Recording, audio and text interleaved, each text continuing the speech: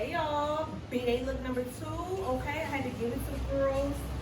Yes, this was not the original dress. I wanted to wear this little cute little lavender little cutout, but it is way too hot. This is way too humid in, I'm about to say Miami, but it is way too humid in Jamaica, but yeah, shout out the girls. I'm in my little bag, okay, for the girls. Yes, yes, my little private balcony. Yes, I will definitely be letting you guys.